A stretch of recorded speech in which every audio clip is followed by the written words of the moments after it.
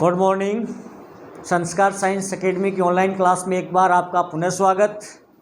पिछले कालांश में हम गुण स्वर संधि पढ़ रहे थे और गुण स्वर संधि में हमने पढ़ा कि यदि ए आ के बाद ई आए तो दोनों स्वर मिलकर ए बन जाते हैं, और यदि ए आ के बाद ऊ आए तो दोनों स्वर मिलकर ओ बन जाते हैं, और यदि ए आ के बाद री का मेल हो तो अर बन जाता है। यहाँ तक हमने पढ़ लिया था और इसके उदाहरण भी हमने पढ़े थे। आज इससे आगे अगली संधि की चर्चा करते हैं हम, और संधि का नाम है वृद्धि स्वर संधि।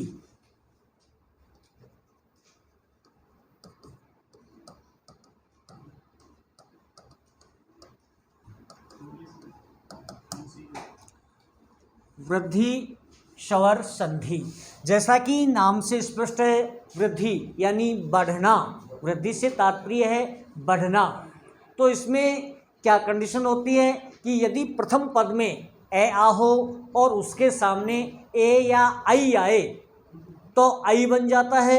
यानी इसकी कंडीशन क्या है, पहले पद में ए या आ हो, इसके सामने ए या आई हो तो आई बन जाता है, और ए या आ के बाद ओ या औ हो तो औ बन जाता है।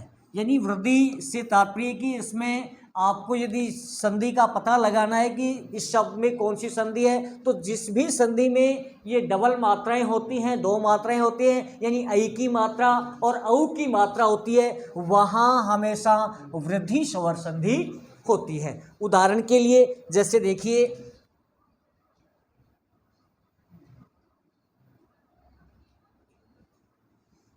उदाहरण तथा एव, एक एक, सदा एव, मत एके,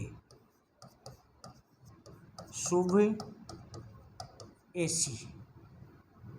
देखिए ये जो उदाहरण हमने देखे हैं, तथा एवं, एक जमा एक, सदा जमा एवं, मत जमा एके, शुभ जमा ऐसी।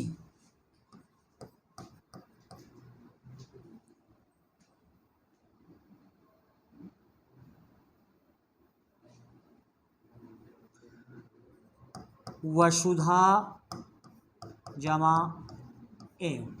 देखिए इसमें हम देखें तो यहाँ आ है, उसके सामने ए है, तो जो विकार होगा वो होगा ऐ, और संधि क्या होगी,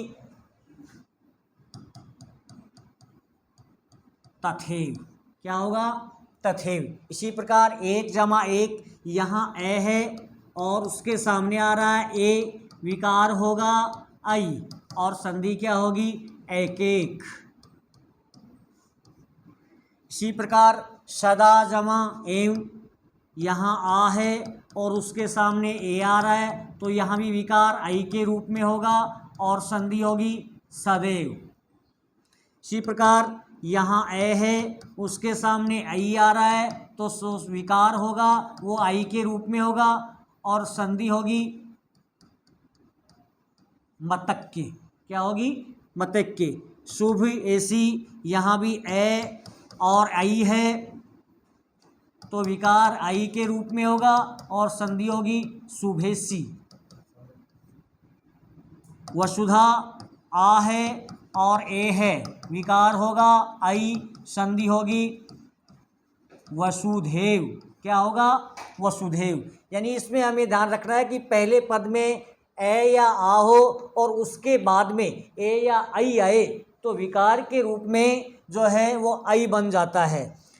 इसके बाद हम दूसरा देखें, यदि पहले पद में ए या आ हो, उसके सामने ओ या औ हो, तो यहाँ भी विकार के रूप में औ होगा। क्या होगा, औ होगा। उदाहरण के लिए जैसे जल जमा ओक, महा जमा ओज,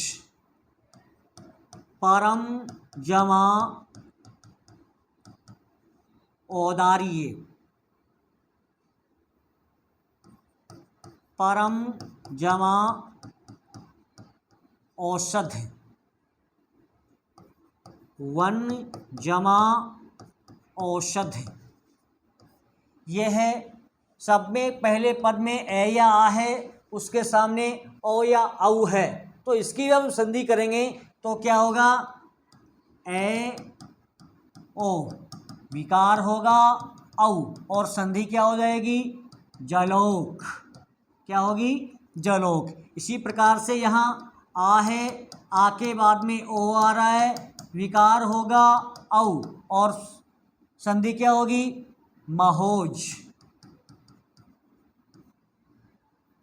ए है, उसके सामने औ आ रहा है तो भी विकार होगा औ ही, और संधि क्या होगी, परमोदार्य। परम औषध क्या होगा, ए है, ओ है, तो क्या होगा, औ होगा, और संधि क्या होगी, परमौषध। अगला ए है, उसके सामने ओ आ रहा है तो भी विकार क्या होगा, औ ही होगा, और संधि क्या होगी, वनौषध। क्या होगी, वनौषध। यानी कहने का तात्पर्य ये हुआ कि इस संधि में पहले पद में यदि ए आ हो, उसके सामने ए ऐ आए तो ऐ, ए आ के बाद में ओ औ आए तो औ बन जाता है, इसीलिए संधि का नाम वृद्धि है। यानी ध्यान रखने के लिए, जिसमें भी दो मात्राएं होंगी जिस शब्द में, वहाँ वृद्धि संधि होगी, और जिस शब्द में एक मात्रा होगी, ए या ओ की मात्रा होगी, यानी एक मात्रा होगी, वहाँ हमेशा गुण संधि होगी।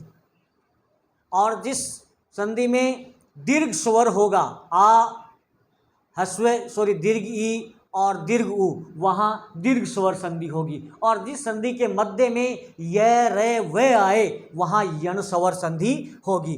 तो यहाँ ए आ के बाद में ए ऐ तो ऐ, ए आ के बाद में ओ औ तो औ।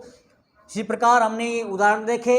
अब बाकी की जो नेक्स्ट अपनी यण स्वर संधि बची है वो कल लास्ट क्लास में देखेंगे। धन्यवाद। तब